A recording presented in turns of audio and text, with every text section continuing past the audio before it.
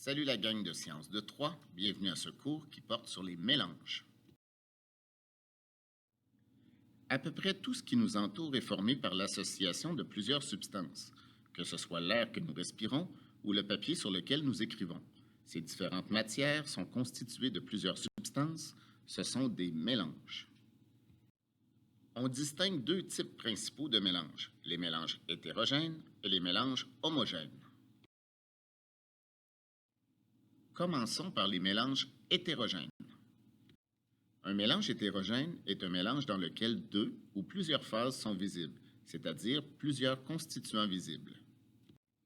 Lorsqu'il est possible de distinguer les différentes parties d'un mélange, on dit qu'il est hétérogène. Ces différentes parties, nommées phases, peuvent être liquides, solides ou gazeuses.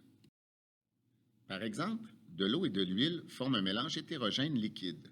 L'huile possède une masse volumique plus faible que l'eau, elle flotte donc à sa surface. Un pain au raisin est un exemple de mélange hétérogène solide. On peut distinguer les constituants du mélange très facilement. On distingue facilement la mie du pain et les raisins. Il faut savoir que trois caractéristiques sont propres au mélange hétérogène. On peut y distinguer plus d'une phase, les substances y sont réparties de façon non uniforme, et finalement, les propriétés ne sont pas identiques en tout point du mélange. Voyons maintenant les mélanges homogènes. Un mélange homogène est un mélange d'au moins deux substances dans lequel une seule phase est visible, c'est-à-dire un seul constituant visible. Les différents constituants sont impossibles à distinguer. Lorsqu'il n'y a qu'une seule phase visible, on dit que le mélange est homogène. Ainsi, bien que la substance soit formée par l'union de plusieurs constituants, nous avons parfois l'impression d'avoir une substance pure entre les mains. Cependant, afin de distinguer les mélanges homogènes des substances pures, il faudra une analyse des propriétés et de la composition de la substance. Par exemple, l'air est un mélange homogène constitué d'azote, d'oxygène et d'autres gaz. Il est impossible de distinguer chacun des constituants du mélange. Le vinaigre est un mélange homogène liquide. Le vinaigre est constitué d'acide acétique et d'eau. Certaines caractéristiques sont propres au mélange homogène. On ne peut pas y distinguer les différents constituants du mélange. On ne distingue qu'une seule phase et une seule couleur. Et finalement, il a des propriétés identiques en tout point du mélange, étant donné que les particules sont réparties de façon uniforme. On décrit parfois un mélange homogène comme étant une solution. Dans un mélange homogène, comme dans un verre d'eau salée, les particules des différents constituants sont réparties de façon uniforme. Lorsque le mélange homogène est solide, on le nomme alliage.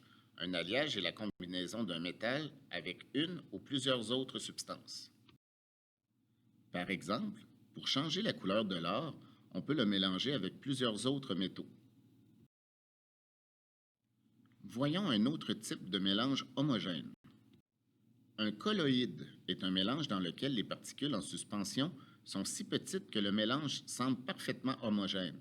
Les différentes substances ne peuvent être observées qu'à l'aide d'un instrument d'observation, un microscope, ou après un long temps de repos, c'est-à-dire une décantation. En apparence, un colloïde est une substance liquide opaque dans laquelle on ne distingue qu'une seule phase. Un exemple de colloïde, le lait. Le lait est constitué d'eau et de matière grasse. Voyons maintenant les solutions.